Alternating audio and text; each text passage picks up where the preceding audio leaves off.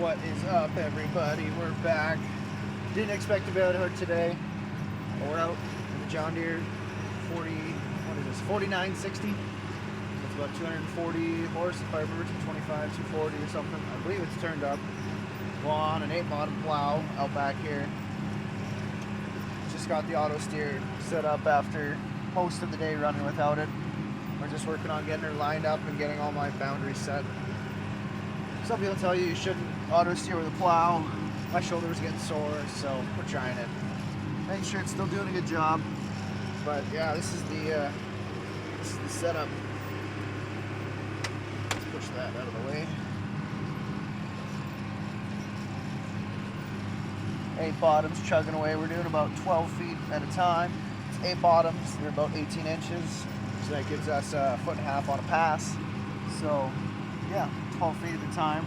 It's about as wide as this tractor is if you're running duals. Nice big tires. This thing looks like a beast going down the road. I really love this tractor. Not my tractor, for anybody wondering. But this thing is an awesome unit. We're chugging along at 4.2 mile an hour and making good progress. This is a half section we're on. There is 3 well sites. Really can't see a whole lot out here today because this window's so dirty. But there's another tractor up out here. There's a 4850 on another 8-bottom plow. Same setup, duals. I think he's running front weights. But yeah, it looks, we're making good progress. And it looks real nice. What do we got? Is that a cop? Looks like a peace officer out here ripping it up. Look at this boy. It's the bylaw officer. Oh, it's the bylaw officer.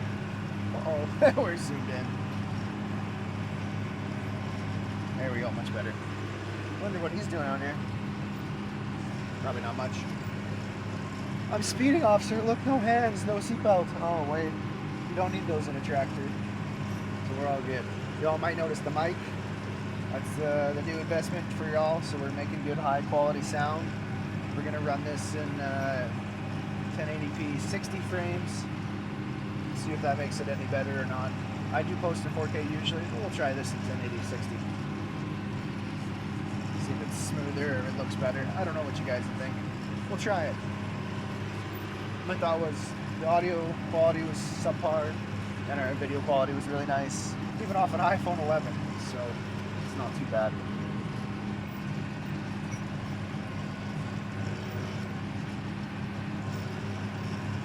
Headlands. I have no auto headlands set up in this yet, so we'll just get ready to lift.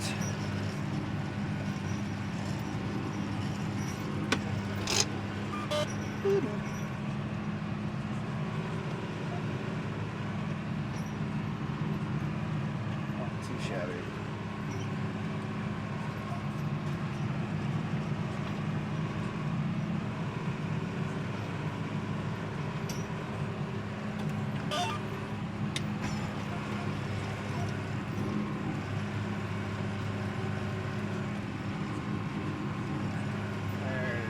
Set up on the line, make sure everything's nice and square.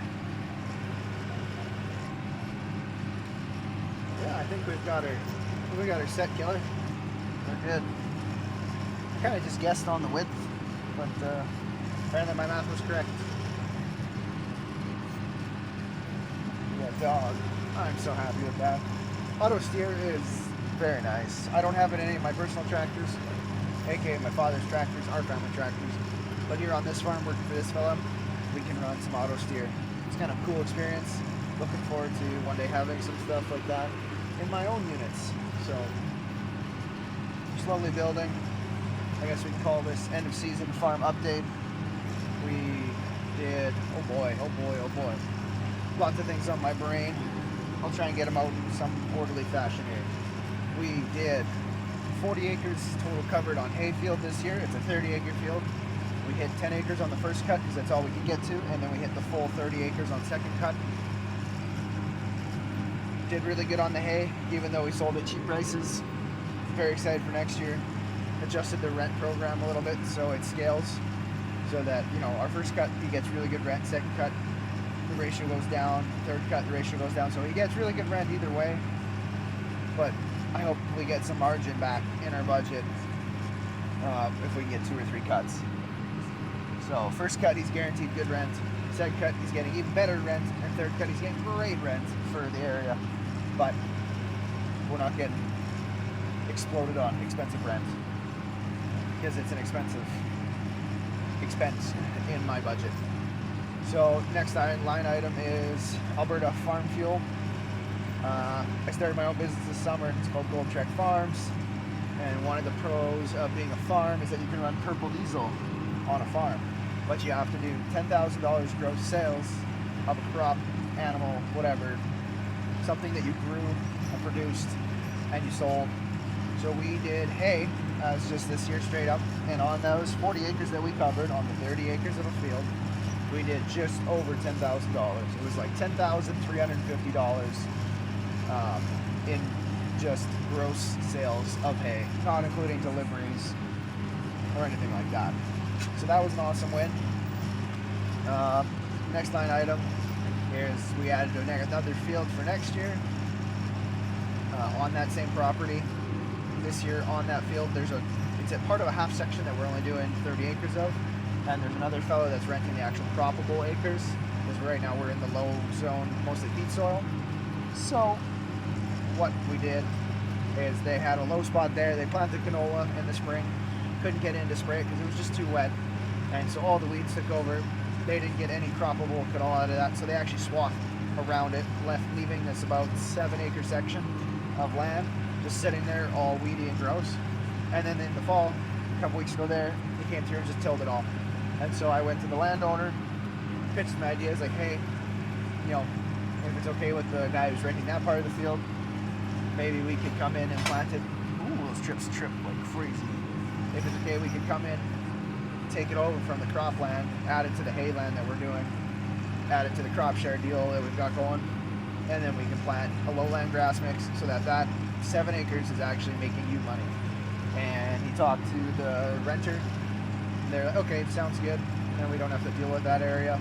So deal is, landowner's gonna buy the seed for it, and I gotta put it in, which I think is really fair on a crop share deal. Plus to plant 7 acres of grassland, you know, hay crop with a lowland hay mix is only gonna be like $500 for 7 acres. Maybe plus a bit of fertilizer. I don't know if we'll do any yet. We'll do soil samples in the spring. So that's the update on that field. Very excited for the progression on that. Bring our total acres out there to 37 acres or so. And then field number 2, we picked up a crop field. It was a rental hay field that a fellow was cutting the hay bales off once a year. And I got there, went and looked at it. It was an ad on Marketplace, and he wanted me to take the hay off this fall. And I looked, I was like, the weather's not going to cooperate much anymore for us, and there's shrubs and sticks and trees growing in this. I can't even make hay that would be sellable to make my money back on what I'm going to pay you for rent this year. So I made him a deal, said we'll give you a down payment on next year's rent now, so you're getting some money now. Signed a contract. We got it for 5 years. It's 36 acres. We just finished breaking it. It took me 31 hours in the plow, not in this plow, a 4-bottom plow. So we did about 1.2 acres an hour and really crushed it, you know.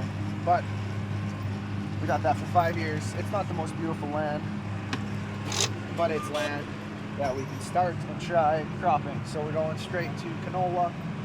A lot of people don't love that we're going straight to canola, but my hope was to be able to spray it down that way and keeping the weeds and such out of play, and thus we can spray it, deal with all that stuff. You know, canola stands really well for the most part, so it should stand nice, and then we can deal with the rocks. So as wheat, if you plant wheat or oats and it goes flat, then you're dealing with all the big rocks. We're going to try and pick all the rocks, of course, but there is lots of rocks out there. So, you know, my thought was save the combine. Maybe we'll take a lower yield on the wheat or on the canola, but it allows me to spray Roundup on it. So we'll probably do surely 1 dose of Roundup on it. This stuff can take 2 doses, which is ideal, I think, for starting a new field. I don't know, trying this out, we'll find out together. But yeah, the hope is you plant it, and then, a couple weeks later, you hit it with the first dose of Roundup. That's killing most of the weeds. We did a small dose this fall, but I don't know much of it took, honestly. It wasn't expensive to put on, a couple $100. And I figured if it burns a little bit, it'll be good, and then we'll hit it once or twice more. I'll be able to do the first pass ourselves because we have a pull vine sprayer, but the second in crop will have to be, contracted out to a private spray company just because I don't have any row crop tires, so rather not trample on my crop.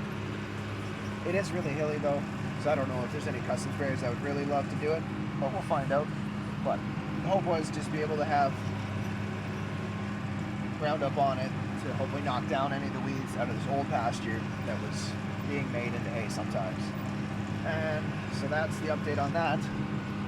So for next year we're looking at doing about 73 acres, 72 acres total. Yeah, pretty exciting. Looking forward to the summer. Obviously going to go off to winter work for the winter and try to save as many pennies as I can to put this crop in. Forecasting the canola to be about $10,000 to put in.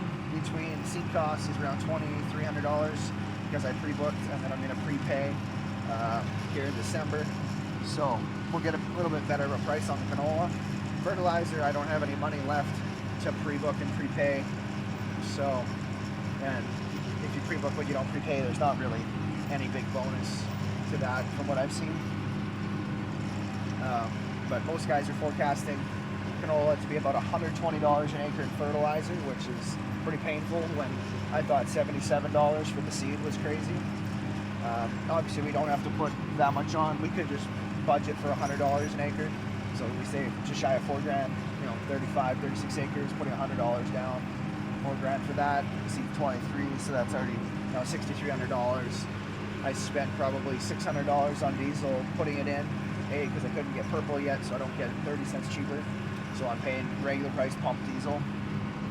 So yeah, it was expensive to break it this fall. We only plowed it, we did not disc it. So yeah, and there's also another 5 acres split into 2 small fields. There's a 2-acre chunk along the strip of road, which was just a grass strip that the fellow was cutting with his big crop mower, ditch witch, whatever you want to call it. And then there was a 3-acre chunk on an acreage of a neighbor there that he was paying his daughter big money to lawn mow. And so I came along and I was like, I'll save you $2,000. I will pay you a couple $100 for these acres, and then you don't have to pay her or burn the fuel in your lawnmower or the damage, whatever maintenance cost of a lawnmower is. I was like, so you're going to be net $2,000 higher than what you were before, and then that gives me a nice little hayfield that we're going to hopefully put to some sort of Timothy hay, I think. So it's going to be 3 acres. Hypothetically, we could get 250 straight Timothy bales or something like that. Whatever the good grass mix is that the salesman from Nutrient can look at the soil samples and be like, hey, this is your best option to grow a really good crop in here. So there's that, and then the 2 acres, probably put that to straight alfalfa. Maybe we'll do that to the super hay mix actually, which would be an alfalfa Timothy burl mix, about 50% alfalfa, or is it 75? And then the rest of that is the grass mix. So it's not a pure alfalfa mix. You're still getting some grass that fills in the low spots when the alfalfa dies out, because alfalfa doesn't do well in lower wet spots. Yeah, it's just a nice mix of hay, good for animals. So yeah, kind of excited to see what we got going for next year. So yeah, my bad. I guess that brings the total acres for forecasted season of farming 2025. Is at 5, and so 36, 37, 72, 73, plus another 5. So 78 acres for 2025. Pretty excited. Yeah. So thanks you guys all for watching. We got some cool content coming this winter. Me and Uncle Blake going to be out there on the snow, having a great time. And I think we're going to sign off now before this corner comes. Make sure you guys like and subscribe. Thanks so much for watching. Be safe out there.